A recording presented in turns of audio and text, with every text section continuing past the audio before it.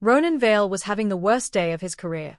And that was saying something, considering he'd once been swallowed by a sand leviathan and politely asked for directions out.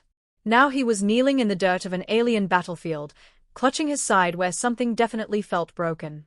The moon above, red, cracked, and pulsing with veins of light, cast eerie shadows across the wasteland. And standing over him was a towering alien woman with obsidian skin, glowing amber eyes, and a soldier's armor etched with ancient runes. She held a plasma spear pointed at his face. Her name, as he soon learned, was Soraya Vaughn, elite commander of the Veskai Dominion. She did not look amused. "You trespassed into Veskai territory," she growled. "Give me one reason I shouldn't crush your bones." Ronan winced. "Believe it or not, lady, at least one of my bones is already crushed." He tapped his ribs and groaned. Soraya narrowed her eyes. "Your pain is irrelevant," she said coldly. "Well, it's pretty relevant to me," he muttered. She crouched down, inspecting him with a warrior's clinical eye. "A broken rib. Multiple fractures." "Yeah," he rasped.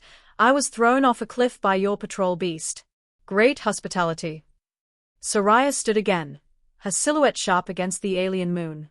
"Veskai warriors do not tolerate intruders," she said. "If you scream, perhaps it will teach you a lesson before I kill you." Then she lifted her armored boot. Ronan barely had time to register her movement before she kicked him, hard, right where the rib was broken. He braced for agony. He expected lightning bolt pain. He expected the world to go black. Instead, something popped. Something shifted. Warmth spread through his torso. And Ronan exhaled in shock. Oh wow," he said, blinking fast. "Thank you." Soraya froze mid-step. "You thanked me?" she asked slowly. "Yeah," he said, touching his side. "You kicked it back into place. Feels way better." She stared as if he had just grown a second head. No being thanks a Veskai warrior for being kicked. Well, Ronan shrugged, maybe they've never been kicked properly. Soraya's mandibles twitched, a Veskai sign of confusion. This human was strange. Very strange. A most unlikely team. Ronan explained, quickly and half-jokingly, that he was no spy.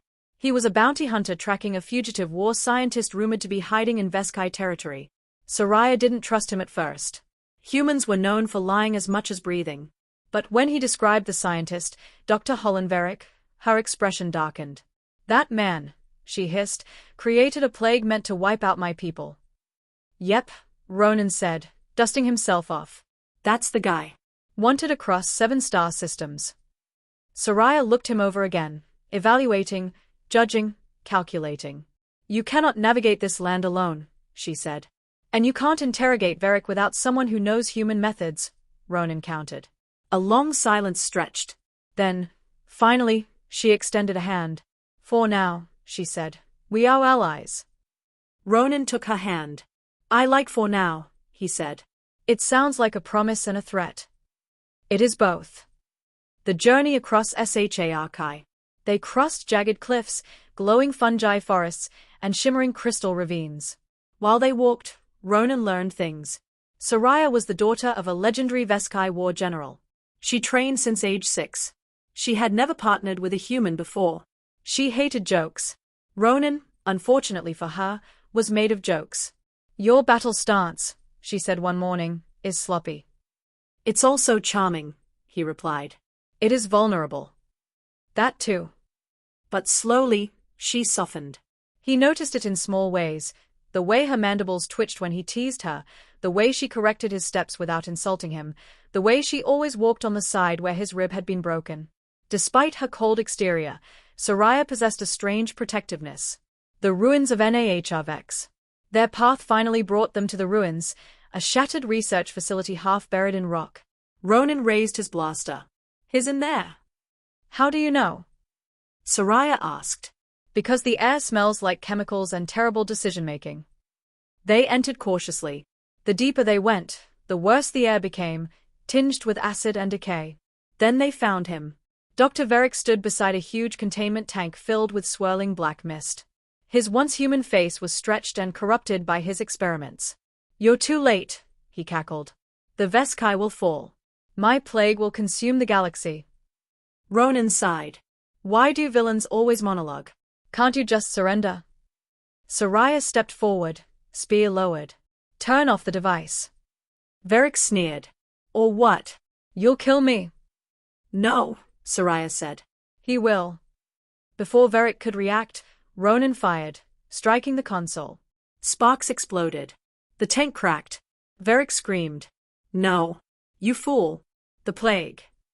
The container burst. A wave of black mist flooded the corridor. Soraya grabbed Ronan and shoved him behind a barricade. The mist reached Varric first. He collapsed, dissolving into air. Ronan coughed. Is that going to kill us too? No, Soraya said, pulling him close. But we must leave now. They ran through collapsing tunnels until they finally emerged into fresh air. Ronan collapsed, panting.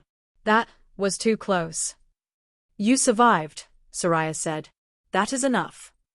Then she knelt beside him, examining his rib. Still healed, she murmured. He grinned. Your kick really did wonders. I might hire you as my personal medic. She glared. I am a commander, not a healer. Then you're the scariest medic I've ever had. Her mandibles twitched again. Ronan smiled. A new threat. Just when they thought it was over, the mist began rising again from the ruins, forming a spiraling vortex. Soraya's eyes widened. The plague is mutating. It seeks a host. Host. Ronan echoed. Like me. Like anyone weak, she said. I'm emotionally weak, he admitted. Does that count? Soraya didn't laugh. She grabbed him with both arms and leaped from the cliff just as the plague swarmed upward like a living storm. They crashed onto the lower plateau. She shielded him with her body as debris rained from above. When the dust settled, she checked him for injuries. You are alive, she breathed. You sound surprised. I am, she admitted softly. Ending, battle, sacrifice, and something unexpected. The plague cloud was coming toward them, swirling in a massive dark wave. They had minutes, maybe less.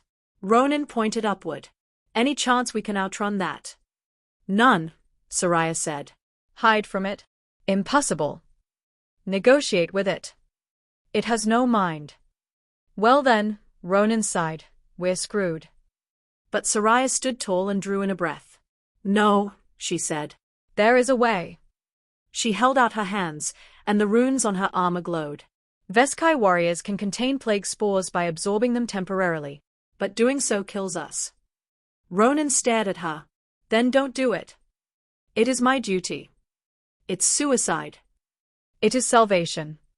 The plague surged closer. Soraya stepped forward. Ronan grabbed her wrist. I'm not letting you die. Not after everything we've done. Not after you fixed my rib with a kick. Her mandibles trembled. I am Veskai.